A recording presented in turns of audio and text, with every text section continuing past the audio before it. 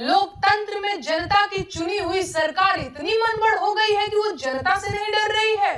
सरकार इतनी मनबड़ हो गई है कि वो जनता को डरा रही है। अरे धिक्कार है उस जनता पर जो अपनी बनाई सरकार से डरने लगे, और लानत है उस सरकार पर जो अपनी भाग्य विधाता जनता को डराने लगे। ये सरकार जनता की बनाई हुई है और जनता जब चाहे इसे बदल सकती है। सरकार जनता से है, जनता सरकार से नहीं।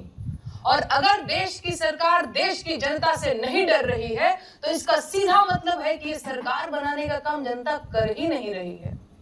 तो सरकार फिर कौन बना रहा है? ईवीएम। फिर तो हो चुका खेला। सरकार ईवीएम बनवा रही है और ईवीएम सरकार बनवा रही है। बढ़िया है फिर तो। अच्छा, दिल पे हाथ रख करके बताइएगा, आपको सच में लगता है कि सरकार देशवासियों का भला कर रही है?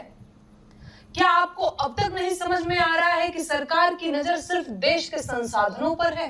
महंगाई, बेरोजगारी, स्वास्थ्य और शिक्षा जैसे मुद्दों को साइडलाइन कर देने वाली सरकार देश का भला कैसे कर सकती है?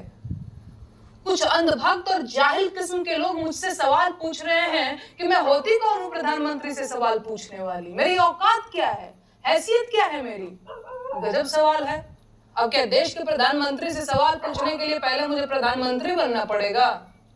आप शायद भूल गए होंगे, लेकिन आपकी जेब में पड़ा एक कागज का टुकड़ा आपको ताकत देता है कि आप पूरे अधिकार के साथ देश के प्रधानमंत्री से सवाल पूछ लें।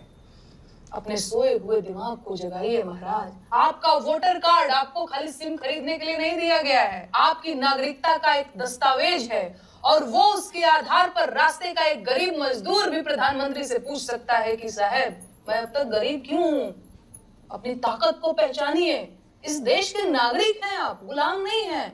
आजाद देश के आजाद नागरिक हैं आप। जागिए और पूछिए सवाल इन बड़ी गाड़ी और ऊंचे मकान